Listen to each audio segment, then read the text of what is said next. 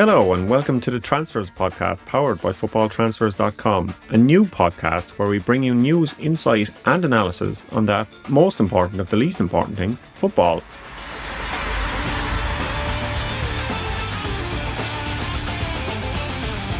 I'm Ronan Murphy and this week I'm delighted to be joined by, as always, Duncan Castles, but also Paul Macdonald.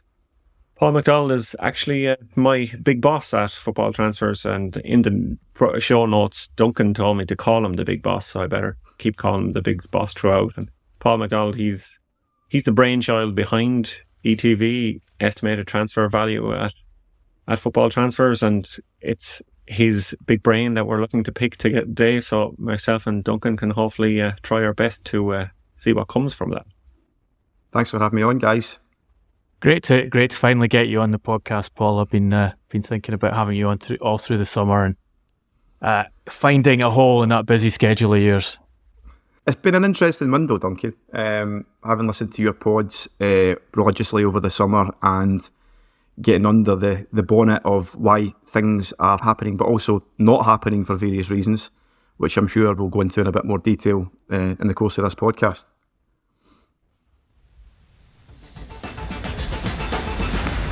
This will be obviously the last edition of the Transfers podcast before Friday's Premier League transfer deadline. So it's going to be a very busy show, a very busy few days. So we'll try and pack as much as we can in today. And to celebrate that kind of final episode before the closing of the window, we're going to throw in a little Transfers podcast Easter egg at the end of this episode. So please listen to the whole show. So we better kick things off. So I think, Duncan, you want to talk about Rodri to get us started today? Yeah, I'm missing your section on Irish football here, but we'll go straight into Rodri because we've only got a certain amount of time. This is actually something which I think will be a big factor once the transfer window is closed, and something we're going to be discussing over the months ahead, and that is that Florentino Perez has instructed Real Madrid's recruitment staff to do everything possible to bring Rodri to the club. Probably in the next summer's transfer window will be the target. He is aware that Rodri has 3 years left in his contract at Manchester City, and Manchester City want to improve that contract to make him one of the best paid players at the club in line with his performances at the club. And also Manchester City are aware of Madrid's interest in taking the player. I think it's quite easy to understand where Perez is coming from. Top player in the Spain national team, widely regarded as the best defensive midfielder in football at present. Just turned 28 recently, joined Manchester City in 2019, with City paying a then record transfer fee, the €70 million release clause from Atletico Madrid. And I think it's been one of the most successful transfers in recent, not just English football history, but European football history. Rodri's played at least 33 Premier League matches in every season since. He's won 4 Premier League titles in 5 years, 9 major trophies, including a Champions League. He was a Euro 24 player of the tournament, 22-23 Champions League player of the season. Only thing he hasn't won is England's Footballer of the Year awards, because the English prefer to vote for Phil Foden in these things. As I am told about it, I think Rodri is interested in this. There has also been approaches from Barcelona, which I think are far less realistic for the reasons we all know about on this podcast with Barcelona's financial situation. But moving to Real Madrid, the most successful team in Europe, I think still the favourites for the Champions League this season, opportunity to finish his career in Spain, I think that is something that will be taken seriously and obviously ramps up the pressure and places him in an excellent position to maximise the contract offer he received, not just from Manchester City, but also the one that will come from Real Madrid. Yeah, you will be expecting to pay a lot of money to keep a player like that around or entice a player like that to come to your team. And you mentioned all his trophies that he'd won, and you said the one he hasn't won, I was waiting for you to say the Ballon d'Or maybe at the end, and that will be an interesting one for Real Madrid to sign the Ballon d'Or winner and it not being Kylian Mbappe, it would be maybe some egg on Mbappe's face if Rodri was to go on and win that this season, because obviously he's one of the favourites for that trophy. And yeah, we'll just wait and see what happens there. I would say, in Rodri's case, fantastic generational player in his position, but he will be 29 before the next season starts. He still has 3 years left in his contract. City aren't going to let a guy like this leave on the cheap. And maybe, I'm not suggesting that Rodri is not fit. He's clearly a super fit player, but there's a lot of mileage on those legs. He plays pretty much every time he's fit. What do you think, Duncan, about his longevity in the game? And it does seem like the antithesis of Real Madrid's recent transfer policy to go after much younger talent than to go after someone who's potentially reaching the end of his career and having to pay a lot of money to get him. Yeah, absolutely. That would be a factor. I think where Real Madrid have been clever in the recruitment is, and this is something we haven't seen with Chelsea, we will talk about later, is that they've always retained a spine of experienced players in amongst these young talents. And talking to people who've been involved in building some of the best teams in Europe, they emphasise the importance of that. You can't go purely for youth. You need to have those players in. I guess that would potentially be a factor that Rodri would be considering in terms of his own career. Is it a benefit to him to leave the Premier League and move to La Liga where there would be lesser demands on him on a week-to-week basis? Where does Rodri sit in the estimated transfer value at present, Paul? He's just under the €100 million mark, so 97.6 million, which, to give the listeners a bit more detail, is our ETV is very focused on the younger talents and the developing talents, simply because the market has kind of shifted more towards the younger players, not only this summer but probably last, and we'll talk about that in a bit more detail in a bit. But the fact that Rodri is still valued so highly when he's about to turn 29 and his value is still increasing as he gets to that age is testament just to how good a player he is and how much City will likely demand for him if he were to move on. Just to throw a little detail here that the listeners probably aren't aware of on Rodri, he was actually recommended to Jose Mourinho as a Manchester United signing in 2017 when he was still at Villarreal. He subsequently joined Atletico Madrid 2018 for €20 million. And Mourinho went for Nemanja Matic instead. Interesting to think what could have happened there if Manchester United had decided to pay what was actually considered quite a high fee at the time, but has been demonstrated to be, I think, way below potential market value of what he turned into as a player. That's Manchester United spending on midfielders, and that probably brings us nicely into our next topic. Man United spending on a midfielder, because it seems one in, one out. There's a revolving door of midfielders at Manchester United.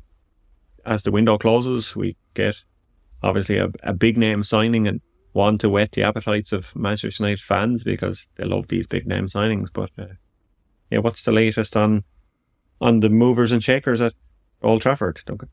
Yeah, well, Manuel Ugarte has been the one that we've talked about in this podcast, I think, since early July. We revealed that the asking price from Paris Saint-Germain was going to be no less than €60 million for the Uruguay international, and that they'd entered discussions with Manchester United for the player. That was resolved on Monday night, the fee, and Ugarte travelled to Manchester yesterday to start his medical, and the expectation is that will be completed today and the deal will be announced maybe before we finish this podcast, maybe later in the day. The details we broke on FootballTransfers yesterday. €50 million guaranteed fee, €10 million of performance related variables. Paris Saint-Germain also cheekily inserted a sell-on clause. We discussed in the podcast last week there'd been a fair degree of tension between Nasser Al-Khalifi and Jim Ratcliffe over the negotiations on this deal.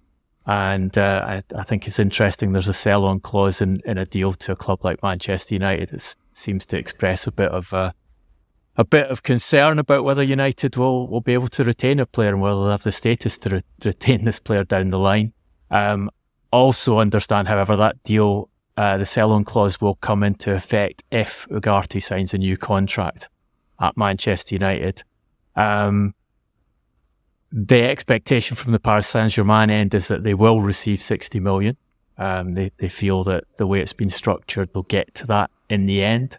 There was, as we've discussed in the pod, there was a big fight over that deal. I'm told that that during the discussions, and I think this is important to underline for Manchester United supporters, during the discussions, PSG's negotiating team told Manchester United's recruitment team that they did not want to lose the player, that they were only selling because Luis Enrique wasn't using the player to the extent that they would have liked, and that and the player was pushing for a move, and they expected him to be one of Manchester United's best players down the line. Whether United's recruitment team believed that or not, thought it was a negotiating tactic, I think that is actually genuine from the PSG end.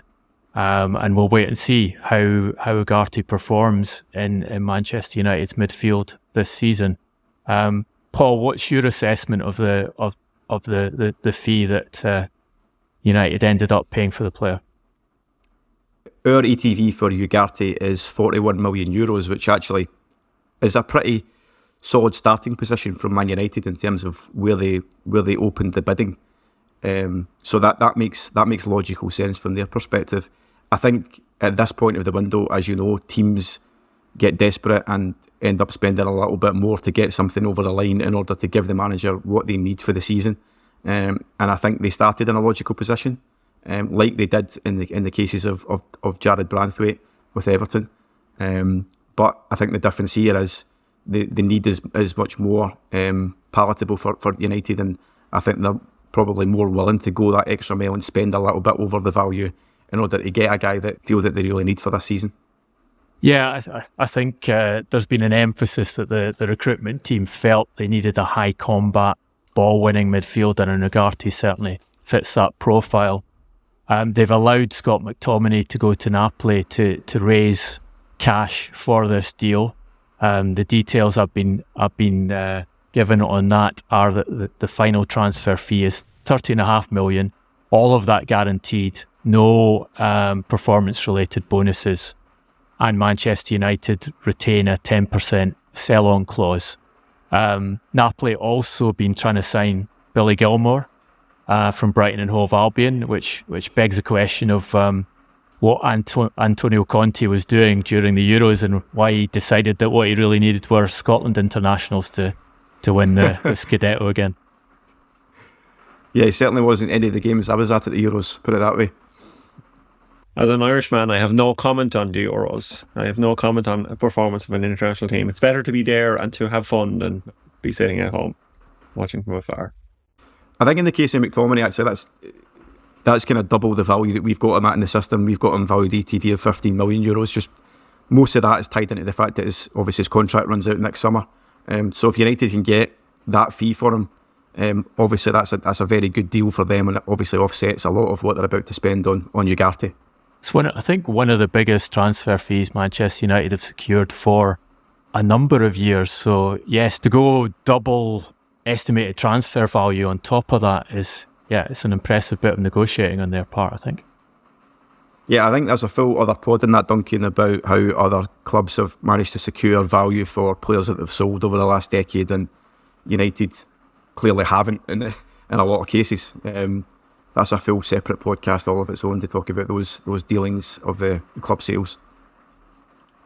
The Man United Bad Transfers podcast, to give it its full title, perhaps. So one that's flummoxed a lot of listeners, I think, at the moment. One rumour we've seen this week is the Jadon and Raheem Sterling kind of swap deal. Where's that come from, and what's going on with that one, Duncan? Yeah, that's not a rumour. That is actually under discussion at present. David Ornstein, who we had in the podcast last week, reported on it yesterday, I believe. Look, I think this is a fascinating bit of discussion, which actually tells us quite a lot about where the transfer market, where recruitment is, where these clubs are at the moment. Because you're looking at two of the best paid players in the Premier League, i.e. two of the highest valued players in terms of what clubs have been prepared to give them on salary, actually in the history of the English game. You go back 3 years and Manchester United paid 85 million euros for Jadon Sancho from Borussia Dortmund. And at present, he isn't even getting into the 20-man squad for the first two Premier League games. Now, we know the reasons for this. We know that there's huge fallout with Erik ten Hag. I think on the podcast, we've talked about the details of that, the training ground fight where ten Hag told Sancho if he wasn't prepared to work on pressing, he should walk off the pitch. And Sancho took him at his word and walked off the pitch. And you've got to a scenario where Manchester United need to trade out of Jadon Sancho's contract. There are a very small number of potential buyers given the huge salary he's on. And we'll mention here that Juventus are interested in the deal and may actually be the eventual outlet because they can't afford to pay a transfer fee. And they do want to spend this summer to kind of create some enthusiasm amongst the supporters, having gone 4 seasons without a Scudetto. But in England, where you'd think the natural home would be for Sancho, very limited options. But what you do have is Chelsea with a similar situation with Raheem Sterling, again paid over £300,000 a week, signed for a big fee, £47.5 million 2 years ago, just after Clearlake came into the club, and when Manchester City actively wanted to offload Sterling, and I think we're happy to see Chelsea give them that money and take the salary from them. So Sterling's had his squad number taken off him, excluded from the squad, told that he should find somewhere else to play. And you then get this kind of discussion of convenience, which is, will you guys be prepared to take Sterling and give us some kind of transfer fee? If that's the case, we'll be prepared to take Jadon Sancho at some kind of transfer fee, because that allows both of us to do an accounting exercise where we get a PSR benefit from it. And we might not reduce our wage bill, but at least we help with the accounting and the balance that we're able to spend on other players going forward. Now, like the guidance I have from the Manchester United end is this: they feel it's an unlikely deal to get over the line. Loads of complications, obviously, in terms of satisfying the two players' demands as well as everything else that's involved. But they are actively exploring and discussing that at the moment. And I think, Paul, that it really is indicative of where the Premier League has got itself in terms of past spend on transfer fees and the wages that are handed to players who those transfer fees are spent on. Yeah, so Sancho and Sterling are two quintessential examples of the collapse of value in terms of ETV. When Sancho went to United 3 years ago, his ETV in our system jumped to €101 million.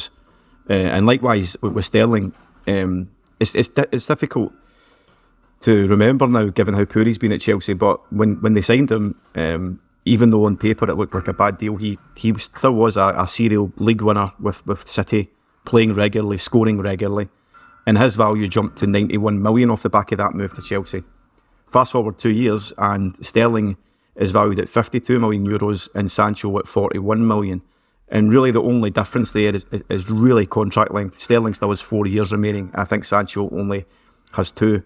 And it's an example of overspending or spending too much on a player in this market, as we've discussed, Duncan. That's so much harder to extricate yourself from a bad deal now than it maybe was 4 or 5 years ago, where there are multiple teams that could have helped you out and at least taken them with a loan to buy. Now it's just so much harder to get these guys out of these deals because teams aren't spending like they did before, but also they're just not willing to kind of stump up for such exorbitant salaries as well. I think the Sterling thing is a prime example of maybe the Chelsea long contract that we're seeing. It's going to make it hard for them to get rid of players in the long run. It's not going to be Sterling. We're going to see this maybe time and time again in the future, that players that are cast off this bomb squad that they have at the moment, it's going to be very difficult for them to get rid of a lot of these big names. Obviously, they are moving on some players, but I think a lot of Chelsea fans probably didn't want to see Conor Gallagher or Gallagher. I'm not sure. I'm too preoccupied with the Liam and Noel Gallagher coming back for Oasis to pronounce Conor Gallagher's name right. But yeah, with Conor Gallagher moving on, I think a lot of Chelsea fans were sad about that or disappointed to see him leave. But maybe someone like Kepa, they probably won't be too concerned to see him be moved out of the club. Yeah. What's going on at Chelsea at the moment, okay? Yeah, they're both interesting deals in terms of offloading players. Gallagher moved to Atletico Madrid for a fee that could reach 42 million euros in total. Obviously didn't want to leave the club. The player who was used the most by Pochettino last season, and a number of people in football questioning the logic of moving a player like that out. Chelsea's excuse or reasoning has been that it was done for technical reasons because they didn't see him being a first choice in their new midfield of over 100 million signings, two of them plus Romeo Lavia, which is, I think, it's fair to say, yet to prove itself.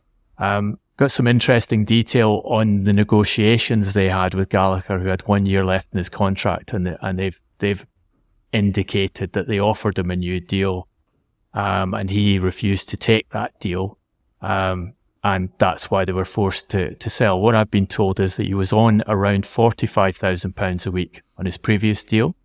He was asking for £150,000 a week, which I don't think is unreasonable, and don't canvass your opinion on that, Paul, but I don't think that's unreasonable for his performance levels, his analytic levels in the Premier League and being an English player. And they responded with £80,000 a week and only a 2-year deal with a 1-year option, which is essentially forcing the player out. Kepa Arrizabalaga, interesting in a different way. A player that Chelsea had to get off their wage bill has agreed to join Bournemouth on loan. And that's a straightforward loan, no option to buy on Bournemouth's behalf.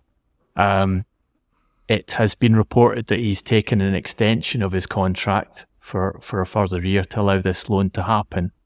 What I've been told is that what has happened in his contract is that Chelsea now have an option to extend his contract for a further year, which they do not have to take up. So he will potentially be a free agent at the end of this year at Bournemouth if he doesn't perform well. If he does perform well, Chelsea can take him back. But he's also accepted around a 50% pay cut in order to play for Bournemouth this season. So I think they've been fortunate there in that Kepa has found a club who want to take him, and he wants the opportunity to play football in the Premier League, and he's prepared to salary sacrifice and actually place himself in quite a precarious position in terms of having to perform well this season to look for a good contract and further down the line to move elsewhere. The Conor Gallagher deal could be an interesting jump-off point, Duncan, to actually talk about some of the transfer jiggery-pokery, as I've kind of coined it this summer, in terms of how and why clubs are incentivised to sell homegrown talent, and how this can be apportioned on the books. Now, I don't want to make this like an episode of The Big Short or something like that, but it is really all financial. Obviously, guys like Conor Gallagher are youth products, so there is no inherent cost on the books for Chelsea. So when they sell him, they bank the profit completely in that season. Whereas if people who've been listening to the podcast in the past know, if you sign a player, you can amortise that player's contract over the fee for it over the length of the contract. So one of the reasons why Chelsea are signing guys on such long contracts is because if Mudryk costs 80 million, they can put 10 million of that cost across 8 years of Mudryk's contract length rather than putting it all in the books in the one season. So you can bank 100% of your profit by selling youth products. And this clearly wasn't something that the Premier League wanted to happen, but it's happened in multiple places this summer where there's been cases, particularly with Chelsea as well, in the case of Omari Kellyman, who they picked up from Aston Villa for $22.5 million. Duncan, I think you've got some details on potentially that being subject to some scrutiny. But in the case of Kellyman, and from our perspective as a website trying to value players, it becomes really, really difficult and becomes a minefield to try and value young talents who have no discernible data set behind them to justify any kind of valuation. Like Omari Kellyman might be a very good player. He might turn out to be a regular Premier League star. But as far as the data that we have available shows right now, we have no idea. So it'll be very interesting to see how both Chelsea and Aston Villa arrived at the value of $22.5 million for Kellyman, and what kind of precedent it sets in terms of the transfer market overall. Yeah, we've had a number of these deals, particularly at the end of June.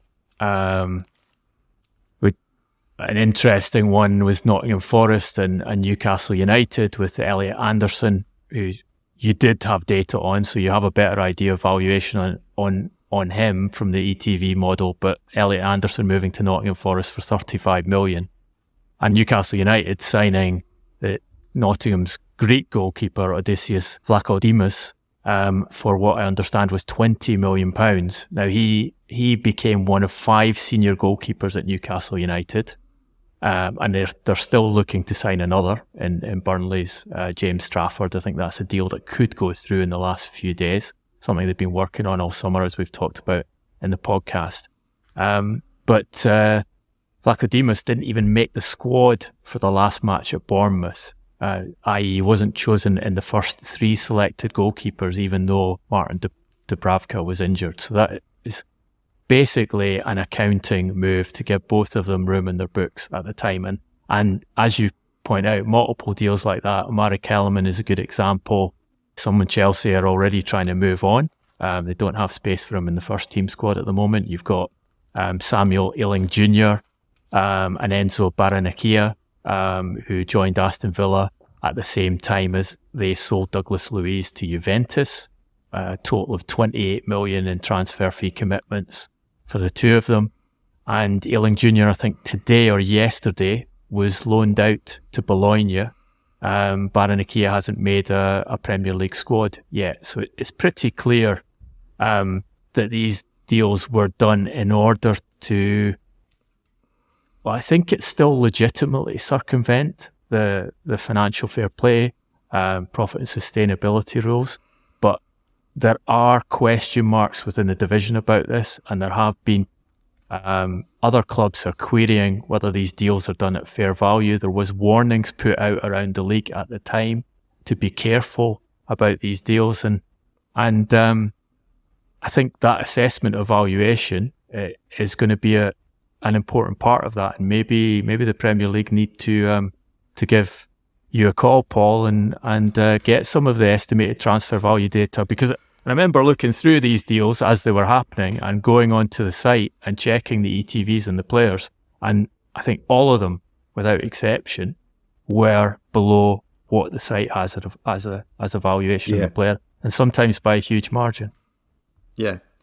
And a quick anecdotal story for you. In a previous life, I used to work for a prominent accountancy and audit firm, and one of the firms in the space were actively assisting the government in their new tax legislation around about the budget.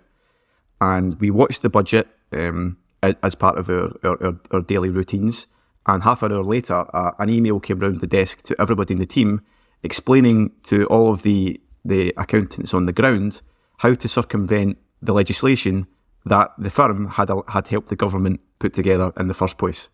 So why am I telling you this?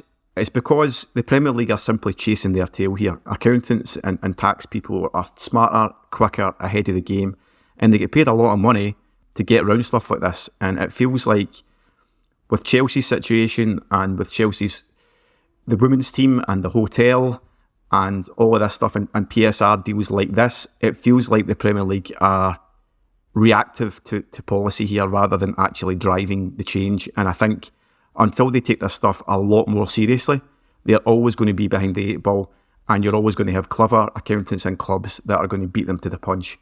And until they take it seriously, it's always going to happen. Question there is, are they going to take it seriously? We'll have to wait and see. There is, like Duncan says, if there's enough kind of kickback about these, perhaps they will be forced to take it seriously. But until then, how much of an impact is it having on the league as a whole or football as a whole? Are they willing to turn a blind eye to these things, maybe like Paul's previous employers might have been? Yeah. Look, I think the Premier League rules are devised by the Premier League clubs, so it's a 2/3 majority in favour of them, and that's what happens. You clearly have clubs gathering together to help each other out this summer. I think the bigger question is whether it's in the interest of the Premier League, i.e. football in the country, to be trading out good young talents. Selling Conor Gallagher is a good example. Whether you really like him as a player or not, he really should be on the Premier League stage. He shouldn't be moving out of the competition altogether. I think he's capable of contributing at the top end of the Premier League, and they've lost that player because of it. I'm not sure I agree entirely with Jim Ratcliffe. I certainly don't agree with everything Jim Ratcliffe says, but you see Jim Ratcliffe actively complaining about being hemmed in by these rules and saying that it's not in the interest of the overall product. To what extent he's actually interested in the overall product, I think we could have a debate about. But I think his argument that the Premier League is handicapping itself with these rules and then the techniques that are used to circumvent them carries weight. And I think you see part of the effect of this. I don't think it's the sole cause, but you see part of the effect of this in the overall spending in the Premier League this season, and the fact that the biggest deal of the summer so far is a transfer out, Julian Alvarez from Manchester City to Atletico Madrid. And also the biggest deal still completed by a Premier League club is Tottenham Hotspur's purchase of Dominic Solanke at just 65 million if all the contingent payments are made. So we haven't really seen the same amount of money being spent as last summer. Obviously, last summer was huge.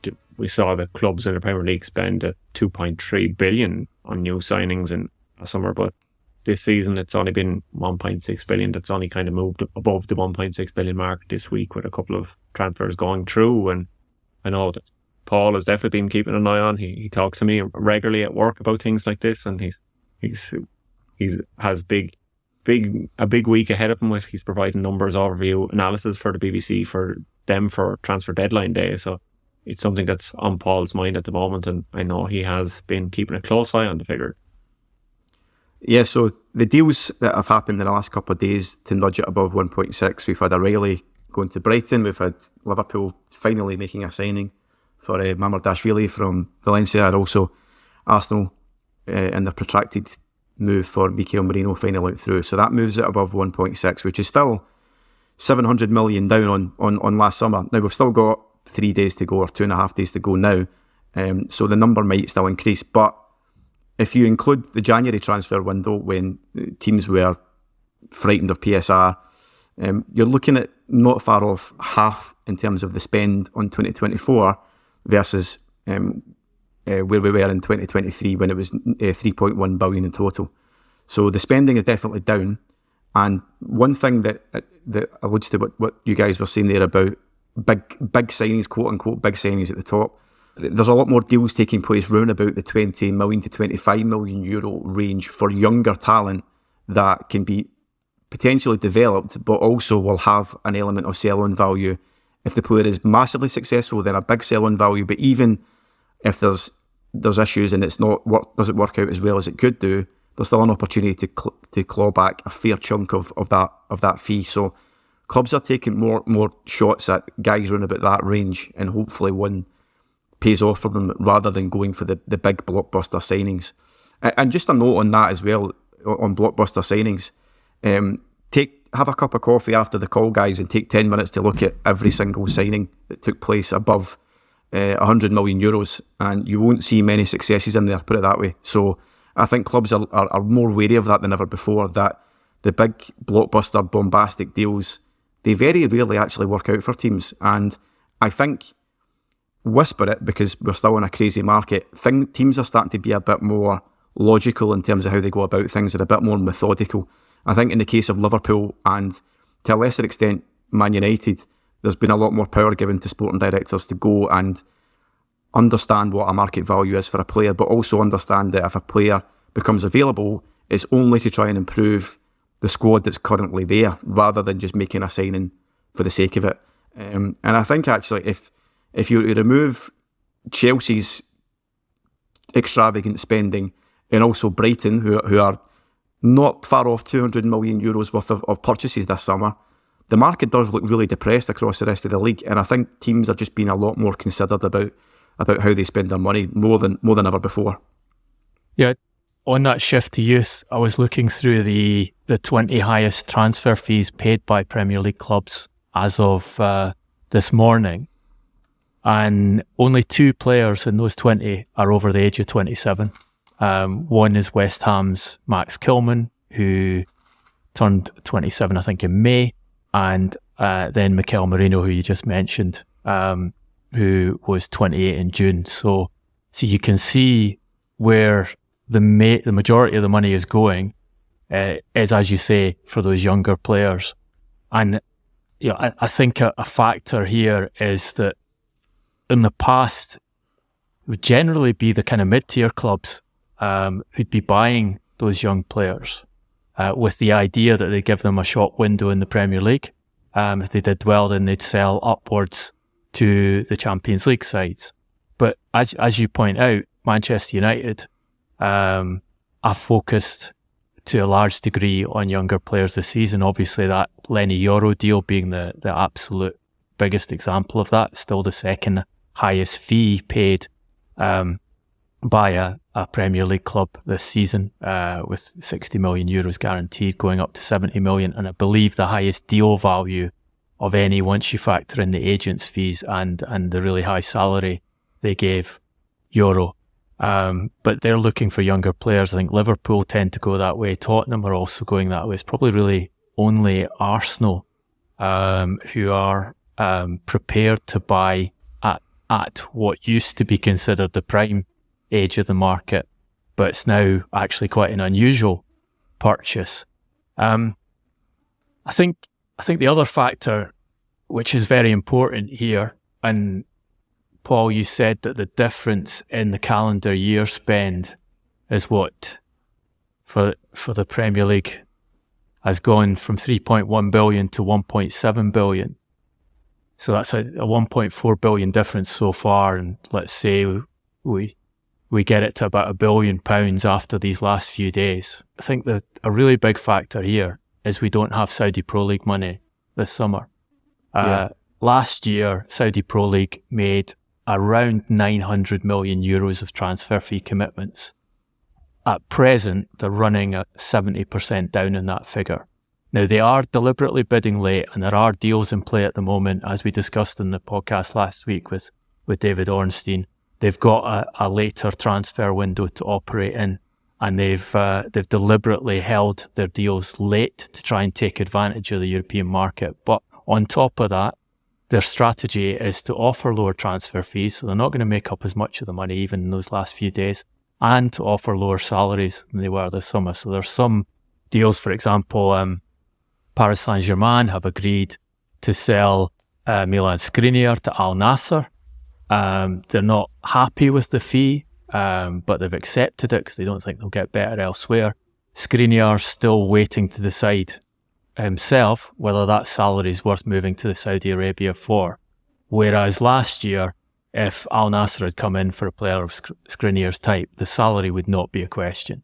The player would take it because it would have been 3 times, perhaps more, what they were on at the current club. There wouldn't be a debate involved. But that dropout in money, I think basically covers a lot of the drop in the overall Premier League spending. And this is the essential problem of the transfer market. The money has to come from somewhere. Yes, the clubs borrow against future revenues, they borrow against future broadcast revenues, they borrow against a fee. For example, you sell a player for 100 million, that might be paid in 5 installments over 5 years, but you can go to a financial institution and take a loan against the future installments of those transfer fees and start spending them immediately.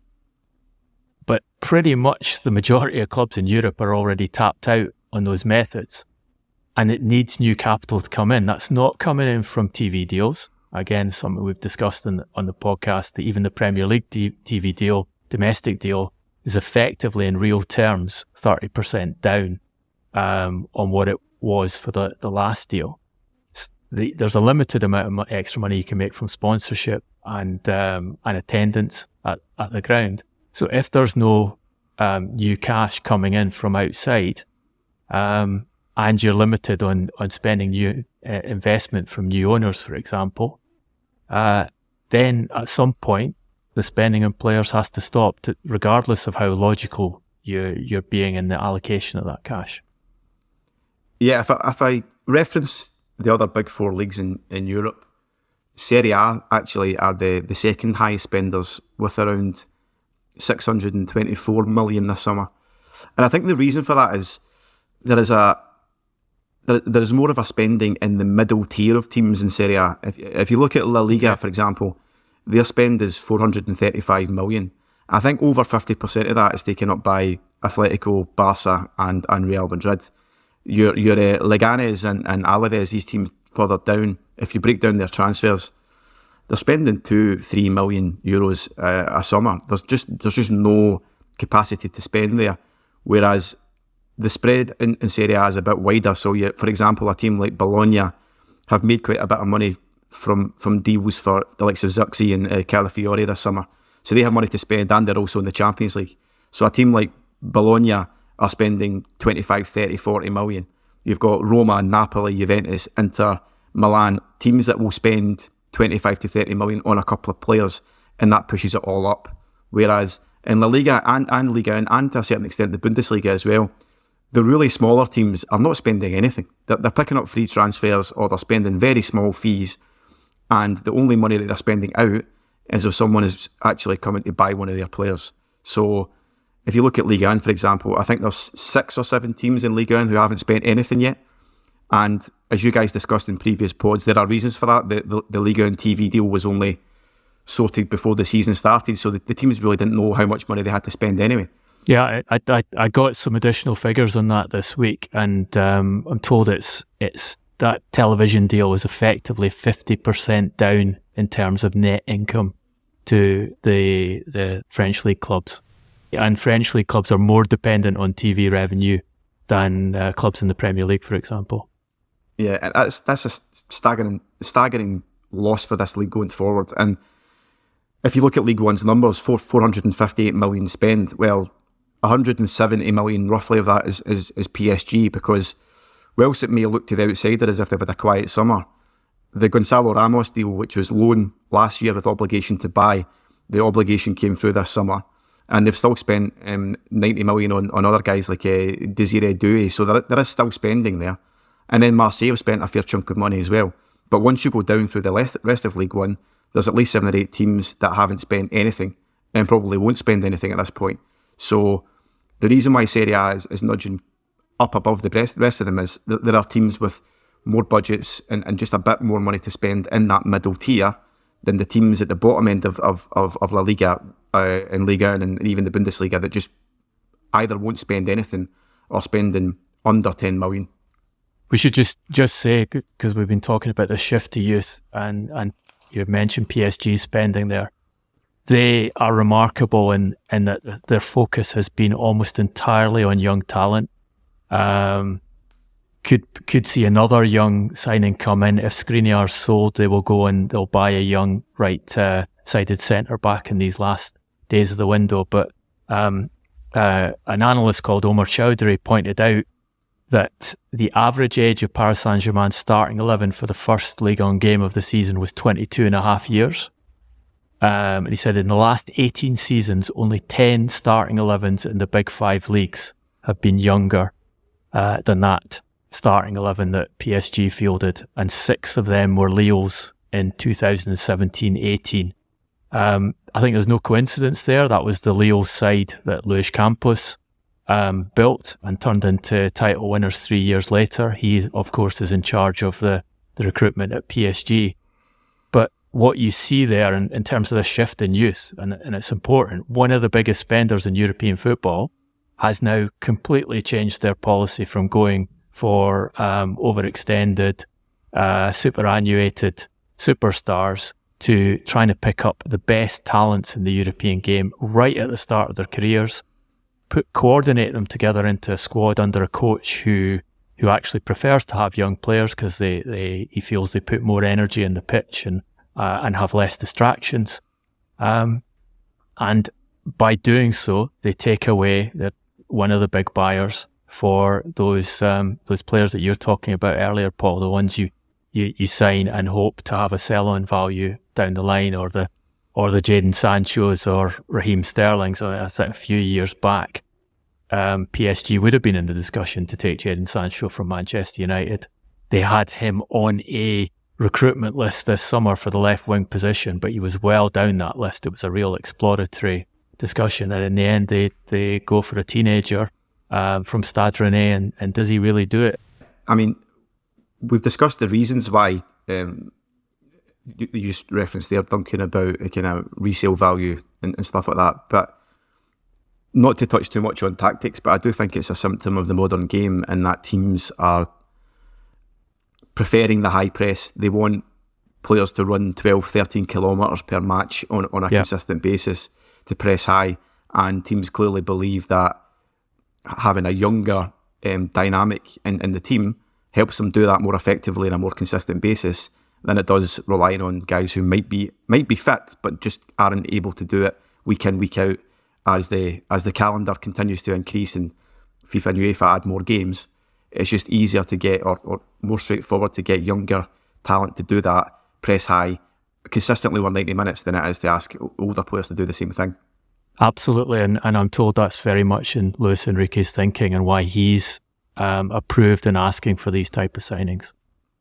Might be why Erik ten Hag is changing his tactic too, to bring in lots of young players at Man United. Maybe these young guys are the future, and we might see more of these sort of moves, and the likes of Raheem Sterling will be left on the scrap heap. I think that's more driven by Manchester United's recruitment team than Erik ten Hag. His policy seems to be sign the 2019 Ajax team and repeat. Yeah, I'm just waiting on Frankie de Jong. Just complete the set, guys. Just get him in. Hurry up. Get it done. Whether he's injured or not, just get him through the door.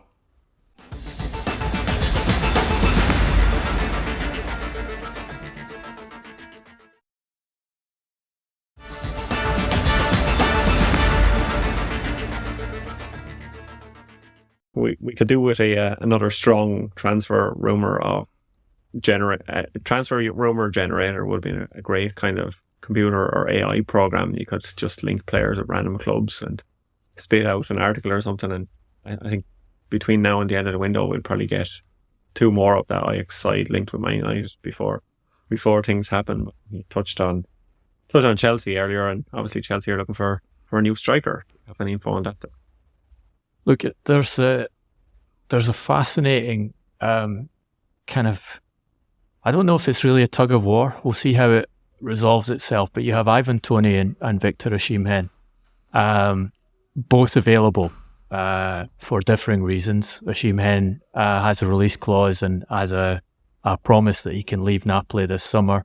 Napoli were pushing for a fee of 130 million euros, which they know they're not going to get, and they're now in severe problems over that deal because they're struggling to find suitors. They have an offer from Saudi Arabia, from Ahli for Osimhen. I understand that to be 65 million euros, which I think the chairman Aurelio De Laurentiis would be happy to take at this stage. They've been trying to push him to Chelsea. and other leading European clubs through the summer. Osimhen hasn't been keen on the Chelsea move because it doesn't have Champions League football involved, and Chelsea wanted to do it on a loan basis initially. The Nigerian international has had talks with Paris Saint-Germain through the summer and hoped that they would come in and make an offer. I've been told that PSG will not do that, even at the price of 65 million euros. Even if the price goes less, I'm told they're not going to take the player now because they feel he is too expensive from a wage perspective and doesn't fit into that squad structure that we just discussed and the preferences Luis Enrique has. He's on a salary of 11 million euros net. So Napoli have a problem there if they cannot shift him out. Simultaneously, Ahli have been trying to sign Ivan Toney from Brentford. Toney has 1 year left in his contract. I think we've all been expecting Premier League clubs to come in for him. I think there are complications in his expectations on salary that have prevented that from happening. But there are now conversations with Chelsea over a deal. My understanding is that Toney's paid around £25,000 a week by Brentford. He's been asking for around £125,000 for a Premier League club.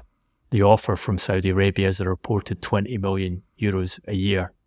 Ahli have not met Brentford's asking fee for Toney, which has been £50 million. So there's a club-to-club discussion. I don't think this is a clear-cut one from the perspective of Brentford will definitely sell. There's been an assumption that Brentford would take what they could get for Toney in this market, given that he only has a year left. My guidance is that if they are not offered the money they expect, they would be prepared to run the contract down, believing that Toney would perform well for them for the last season, rather than sell at a discount that they feel is unacceptable. And on the reasoning that it being Toney's last chance to prove his value in the Premier League and get one of the bigger Premier League clubs, that they would get a good season out of him. I think this one essentially comes down to what Ivan Toney and Victor Osimhen are prepared to sacrifice. They've got themselves into positions where they're going to have to make a decision on whether you take the big money on offer in Saudi Arabia and push Ahli to get to transfer fees that are acceptable to Napoli or Brentford, or whether you go for a lesser deal and present something that's acceptable to Chelsea. And remember, Chelsea have spent the last week or two trying to justify their spending through the summer by saying that they've brought their wages down to average of £60,000 to £70,000 per player, and it's all bonus driven. Look, I think something is going to happen here over the last couple of days, but it's not the scenario that either player envisaged going into this transfer window. It's certainly not the scenario that Napoli envisaged going into this transfer window, and they I think are the ones who have the real financial headache on their hands, because they've given Osimhen a huge salary by European standards, expecting to make a lot of money. I believe they rejected an offer of €150 million, a transfer fee from PSG last summer, and this summer PSG aren't prepared to put anything down. Again, an indication of the way the overall market has changed. Yeah, I think the Ivan Toney one as well is interesting, because I know Paul is probably saying the ETV for him is probably more realistic now for what Brentford might be prepared to take or what clubs might be prepared to offer, because there was once upon a time where astronomical figures were being quoted for him, but I think that's different now, Paul, isn't it? Yeah, just to touch quickly on Osimhen, I think De Laurentiis is operating, as Duncan just said, he's operating in a 2023 market in 2024. He's not been savvy enough to recognise that we're not in the same place anymore. Maybe it's happened too quick for him to really recognise it, but the numbers that have been put about for Osimhen this summer were always kind of pie in the sky based on the way that the market has played out, and he's finally accepting, not defeat, but he's accepting that Well, for example, our ETV figure for Osimhen is 71.1 million euros, and the numbers that Duncan is just discussing there are in and around that range. So he's clearly been a lot more realistic in terms of where we are. But the Toney one is very interesting, and it's a good case study, in my opinion, of estimated transfer value, but also what perception is around about a player. Now, Ivan Toney has played exclusively for Brentford in the Premier League. He has missed almost a year of football because of his gambling ban. He scored 4 times in 17 games when he got back. He played literally minutes, in some cases seconds, for England in the Euros in some matches. And he's never consistently delivered at the top level of the Premier League to justify such a fee, in my opinion, and in the opinion of our algorithm. So, which is why we've only got him valued at 15 million euros. Now, that might sound really, really low, right? But for all the reasons that I just mentioned, you couple into the fact that will be 29, he will have no sell-on value, he is out of contract next summer. You're painting a picture there of a guy who's just shouldn't be valued anywhere near that high. And if I want to make a direct comparison to a guy like Conor Gallagher, right? Conor Gallagher played every single game pretty much for Chelsea last season, played regularly for England, has got massive potential and is far younger than Toney. But for him to be considered potentially overvalued at 42 million euros, which is what we had him valued at ETV, versus Toney's value, I just find it strange. And I think a lot of it is to do with people's perception of players, what they perceive of a player in a certain position, what they can do for a team, but also how the press paints the image of that transfer. And I think in the case of Toney, everybody just expected an Arsenal or a United or someone just to come and drop 50 million in front of Brentford for Toney, and it's just not materialised. And I think some of the reasons I just mentioned have got something to do with it. Yeah, I think that and the combination of the transfer fee, Brentford not being prepared to just sell out at low value, and Toney's expectation and salary makes the overall package extremely expensive, with the possibility you can wait for a year and the player can wait for a year and try and maximise his salary, because this is going to be the one big contract of his career. Look, I think the perception of value is slightly different with a guy like Toney, because he has demonstrated that he can score goals in the Premier League, albeit a lot of them have been penalties, albeit when he came back last season he started well but only managed 4 goals in total in the second half season for Brentford.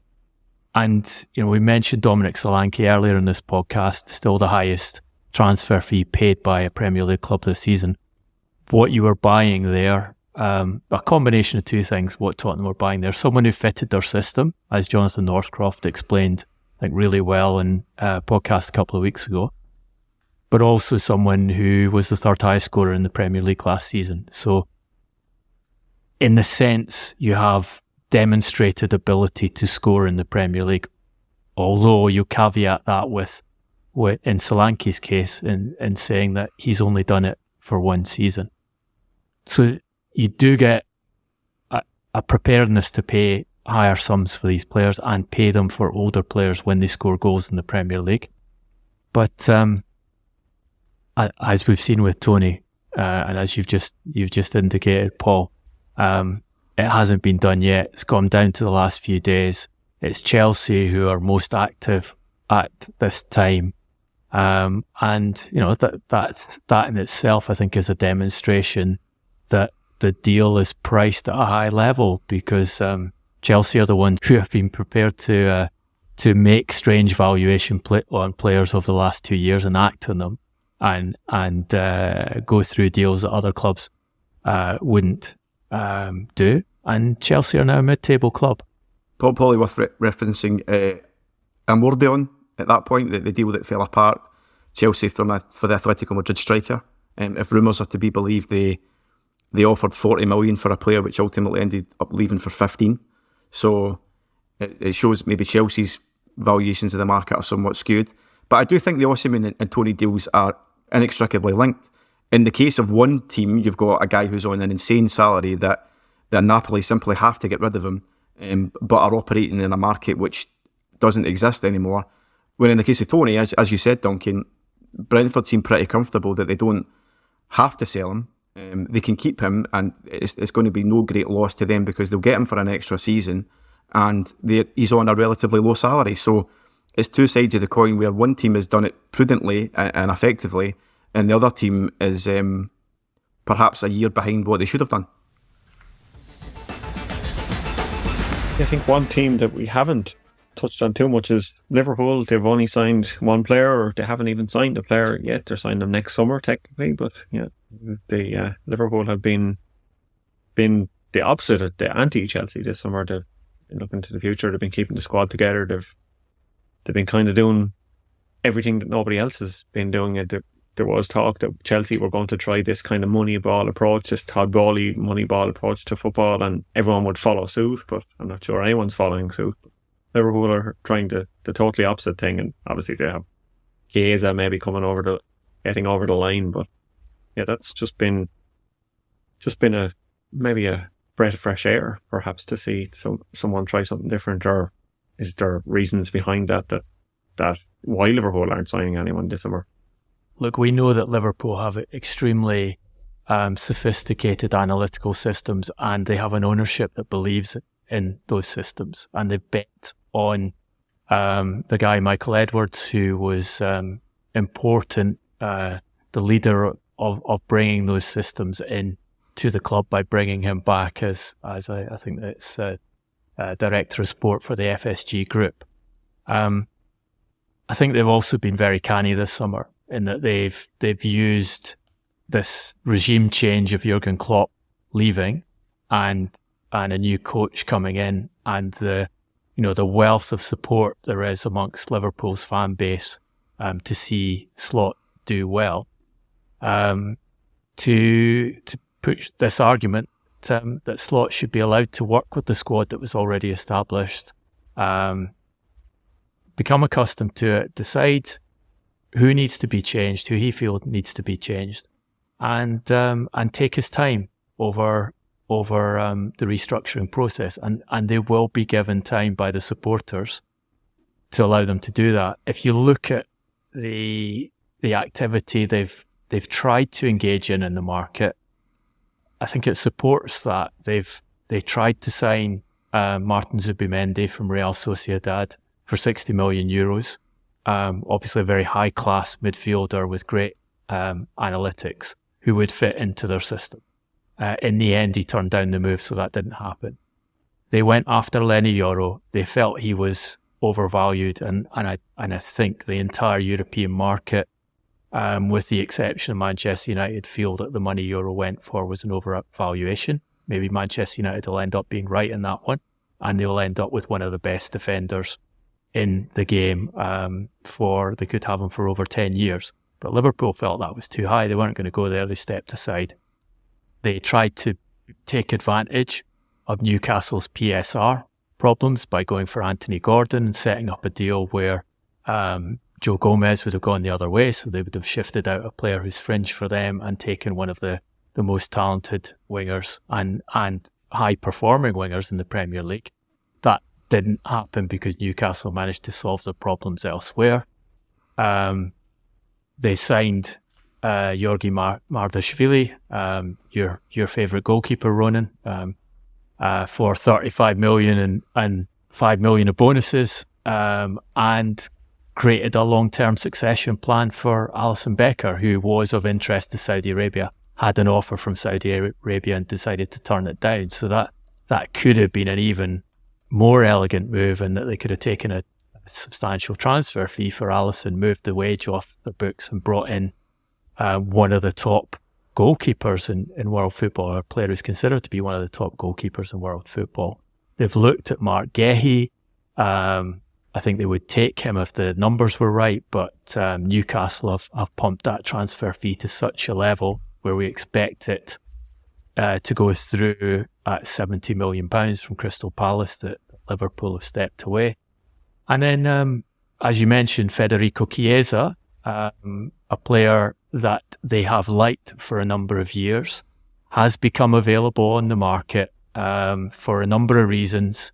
One is that Thiago Motta has decided he doesn't want him in the Juventus squad because he's following a policy of bringing new significant names in, clearing out players from the old regime and promoting academy players. So Chiesa has become available. 1 year left of contract. Juventus looking for about 15 million euros for the player. Liverpool balancing off the injury problems he's had in recent years. Only made 25 Serie A starts last season, albeit scoring 9 goals.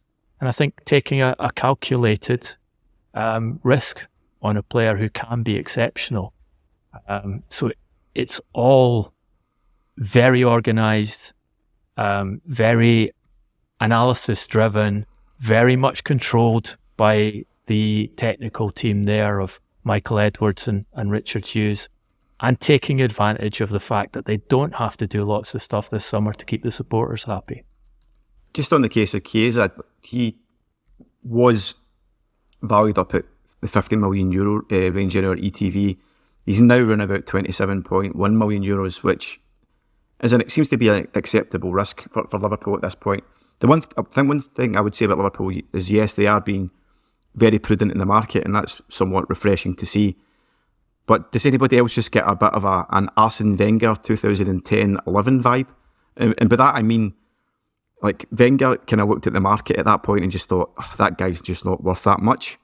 But then he was unable to kind of move with the times and understand where the market was at any given moment, and thought that everybody was somehow overvalued, and it meant that he probably didn't do the business in the market that he might have done in order to make the team stronger. Now that might sound as if I'm flying in the face of everything that we've said in this podcast in terms of the overall spend, but it does seem as if Liverpool have a cohesive team and a manager who knows exactly how he wants to play, which is the antithesis to the likes of Chelsea. And in that scenario, does spending over the odds a little bit on one of these guys, which you know will make you stronger? I don't think anybody would deny that Zubimendi, even at that price, would make Liverpool stronger. Does it mean that you're almost cutting off your nose to spite your face by not spending that a little bit just to improve your chances this season, even though that you know that player is inherently overvalued in your own calculations? I think with Liverpool, they don't need to win the Premier League this year. And I think we saw the new chief executive talking about how on record talking about the aim was to be competitive in the major competitions over the next few years. So if your owners feel you can get away with not winning the league, if you want to use your resource effectively over the next few seasons, if you see Manchester City likely losing Pep Guardiola at the end of the season and potentially being hit by such a heavy Premier League points penalty if this independent tribunal goes against them, that they are taken out of competition for next season, possibly for the end of this season, but almost certainly for next season if that comes through, then maybe this is the rational way to go. If you can get away with it, save the resource for the right moment when you have less direct competitors, and provide the one title every 5 years that might be enough to keep Liverpool fans happy. Yeah, I suppose that's a fair point. We are potentially looking at a transitional season here, in that City look really, really strong at the start of the season, but everyone knows what's hanging over the top of them, and I think there could be some teams that are in a bit of wait and see mode, and it does seem as if that's the case in a lot of other clubs. If you look at Arsenal, obviously they've just brought in Marino, but it's not exactly a blockbuster signing, and Calafiore was just another quasi-central defender to add to the pot, so it's not like they've went all out to try and improve the weaknesses of last season. It's almost like, let's truly transform this squad into something in Mikel Arteta's making, with a view to potentially doing something really big next year once this season shakes out a little bit. Yeah, I think with Arsenal, it's staged improvements. They're taking each part bit by bit. But yes, unless they come in with a centre forward in the last part of this window, I think they're clearly not going for the Finnish model this season. I think another club to pay attention to down the years, and some people will laugh at this, is Tottenham Hotspur. I think they are financially very well placed. Low wage bill, bigger revenues than they've ever had, all the infrastructure work done. If they apply their money carefully and build steadily, then it could be that they actually become competitive for the Premier League in 2-3 seasons' time. And if Manchester City are taken out of the equation, then they become even more competitive. Yeah, I think that one of the things that's went under remarked upon in the window, I think, certainly, if you combined this window and last window, is the amount of money that Tottenham have actually invested. It's a serious amount. Like you don't have that huge blockbuster signing. Maybe Solanke potentially was that, but they've been chipping away at 35 to 40 million deals for quite a number of players. Yeah, and Ange's net spend now is actually really high across the last two seasons. So there does seem to be that pervasive thing about complaining about Daniel Levy among Spurs fans, but he's certainly backed the manager in this case, and he's given him a young squad to play in the style in which Ange wants to play. So it'll be interesting to see how Tottenham develops in the next few months. Paul said that the Premier League, some of the other leagues were kind of doing business outside the big side. In Serie A, we were seeing some of the teams outside the top of the table making moves, and I think we've seen a lot of that in the Premier League, and that's probably why the figures are $1 billion more than any other league so far this summer. And I think West Ham are continuing to be busy on the transfer market, and they have a new player in sight before the window closes, do they, Duncan? Yeah, they're quite a way down the line on convincing Carlos Soler to give up living down the road from l'Arc de Triomphe to play at West Ham's big Windy Bowl in East London, which I think is a remarkable achievement in itself.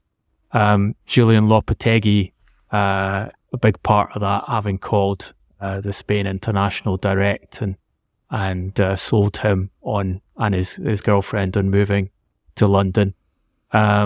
He's very well paid at Paris Saint-Germain, 5 million net salary, 27 years of age, has not at any point kept a first team place there.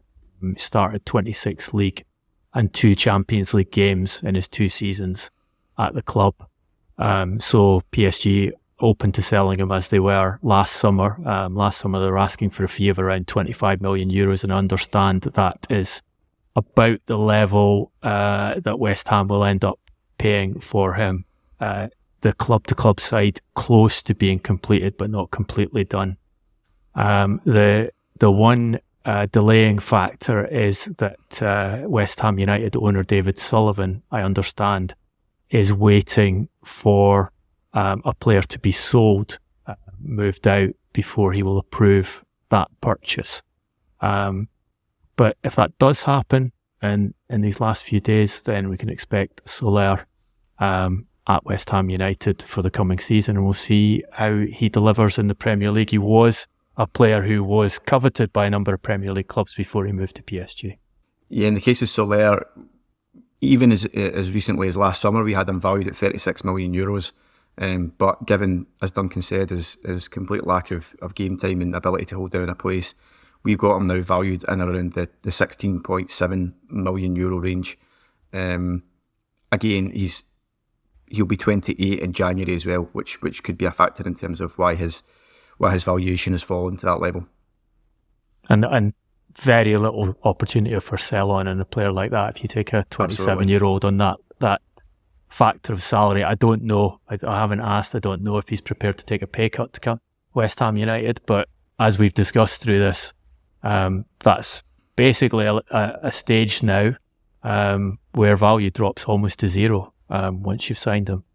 Yeah, it's hard to get players off your books for a lot of these teams, especially ones that are getting on in years or older. A lot of money being paid to them, so yeah, it's maybe a buyer's market perhaps if you have money or you're willing to spend. But another team trying to sell players are Ajax. We joked earlier that maybe Man United be linked with all of their team, but yeah, is there any? Should we expect more exits? Yes. Look, they're actively trying to sell players. They're actively trying to raise cash. in these last few days of the window as they attempt to repair the damage done to their squad and done to their performance on the field by sacked technical director Sven Mislintat. The two players who are most likely to leave, I think, are Brian Brobbey, centre forward, and their 18-year-old left-footed centre back Jarell Hato, in that they are the two most valuable players in their squad. I don't think Ajax would like to cede either of them, but they've got themselves into a position where they're having to look at offers for those players. Brobbey is of interest to Nottingham Forest, who have been working on a deal. He scored 18 goals in 30 league appearances last season. My guidance is that he does not want to join Nottingham Forest, so we'll see if Forest's Greek owner can persuade another young talent to join the club, or whether Ajax can find someone else to take the player. Paul, how do Brobbey and Hato rate on the estimated transfer market valuations that you have? So we've got Brobbey at 19.1 million. There are caveats in that. Basically, our algorithm just doesn't value goal scoring in the Eredivisie highly anymore. There's been enough examples of guys that have scored quite a lot of goals there and went on to do very little elsewhere. So the number of goals that a player scores at any given level actively feeds into what their valuation is. So, for example, 20 goals at a higher level than the Eredivisie, it means he's going to be worth more in his ETV. And I also think that Ajax's struggles last season don't help any of the values of these guys, simply because they weren't competing at the highest level than they might have done in the past, Champions League, for example. So that impacts Brobbey's level a little bit. Hato's an interesting one. We've got him valued at 14.4. We had him valued as highly as 27 million euros when he joined. But again, I think he's a victim of circumstance in terms of how poor Ajax have been, certainly in the last 12 months. But Hato is still only 18, I believe. So he's still got the capacity to go back up in value. He has in quite a long contract until 2020, I believe. But I think in the case of Hato, it's more that he played quite a lot last season in an Ajax team which didn't perform very well at all. And I think that's impacted on his valuation. And he's obviously a left-footed centre-back, which is a position that's in demand for sporting directors. What kind of advantage does it give you in the ETV algorithm to be left-footed? There's a distinct advantage in there in terms of those being more desirable players, and there being less of them around, which is why when he actually signed for Ajax, we had him valued so highly. That wasn't even that long ago. His value I'm just looking at his chart, his value has really regressed, mainly because of Ajax's problems, and that's maybe doing him a disservice. But if you are competing regularly in an Ajax team which struggles domestically to do anything, it is going to impact your overall perceived value, simply because you're part of a team which is generationally bad at the moment in terms of how Ajax are positioned, and that's maybe a bit unfair for him, but it's just how the algorithm perceives outside value for a team that really isn't doing well at the moment. So do you get a bigger deficit if you are playing in a team that would be expected to do well and it doesn't do well than you would if you're... Absolutely. There's tiers within the divisions. So especially when you go to these your leagues like Primeira Liga in Portugal or Eredivisie, or leagues where you have two or three bigger teams that are expected to compete for the title, if not win it, and if they drastically miss the mark as much as Ajax did last season, it definitely does impact the value of all the players within that team. Pretty interesting to see where Ajax go from here, and can they bring the value of their players back, the value of the team back, and trophies back to Amsterdam, because they are a team that's long used to winning trophies, one of Europe's most decorated teams. So it's kind of sad to see them underperforming, unless of course you're a PSV fan or a Feyenoord fan or something maybe. Paul, do you want to get us started with the villain of the week? My villain of the piece is Todd Boehly.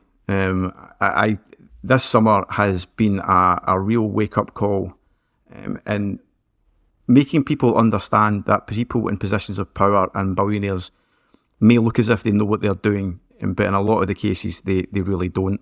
I've had a lot of people ask me what's going on at Chelsea? Is there some smart, shrewd underlying strategy going on here? And I've tried to think about it, and I've tried to think what that could be, and I've always came up short. There isn't. There are ways of gaming the system and manipulating the system in nefarious ways, and it's basically taking advantage of the legislation of football. And I just can't really abide it. And that's before we even get to the stockpiling of talent and then treating players like garbage, treating them like they are not only surplus to requirements, but treating them in a way that actively tries to force them out of a club. And I don't really see much of a way to justify what they're doing in terms of how they are bringing in these players, and then as soon as they're coming in, some of them are actually actively getting moved on. And you have to question some of the agents involved in these deals. That's probably for another time and another podcast, Duncan. But if I was an agent of a player, I would be seriously considering my situation if I thought that Chelsea would be the best move for my client, because there are guys that have landed there. And I look at the case of Toussaint Adarabioyo as a good one, in that, yes, he maybe wanted to stay in London, and that maybe decided why he went for a free transfer from Fulham. But he had more than Chelsea looking at him. And whilst he's not a top-tier central defender, he's gone from one playing every single week in the Premier League to maybe not featuring at all this season. And I think whilst I can call Boehly the villain of the piece, I think some of these agents need to take a look at themselves and in the way that they're advising their players this summer. Yeah, look, Paul, I think there's so much wrong at Chelsea at the moment. But following on from your excoriation of Boehly and their tactics, I'm going to make them heroes of the week. Why? For finally finding a use for Mikhailo Mudryk as the model for their punk-inspired black and pink third kit. I think he was the perfect fit to that image they put together, and it's good to see that they've found value in that extortionate transfer fee and wages that they paid for the Ukrainian international. Yeah, Chelsea obviously notoriously the punk team of the Premier League in every shape and form, as they always have been. 3 chords and the truth. You've been listening to the Transfers podcast, powered by Football Transfers. I know I usually turn off at this point, but we have our end of window Easter egg coming in just a few seconds. So bear with us and listen to me for the next few minutes. Thank everyone. If you liked what you heard, please follow us on your favourite podcast platform and give us a rating or a review. Your support helps build a bigger audience and bring you more news, analysis and insight. You can also follow us and message us on Facebook, Instagram, and YouTube at Transfers Podcast. Our Twitter address is at TransfersCast. Duncan, as always, is on Twitter and Instagram, Duncan Castles.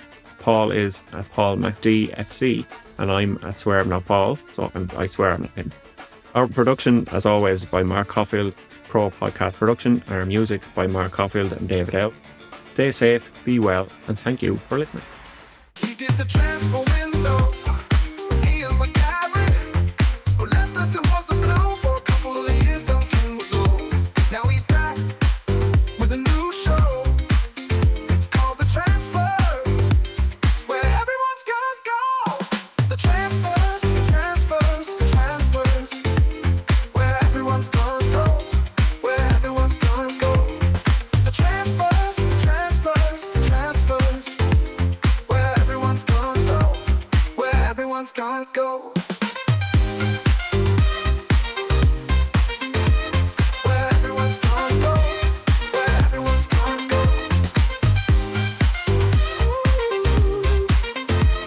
Where everyone's gonna go. Where everyone's gonna go.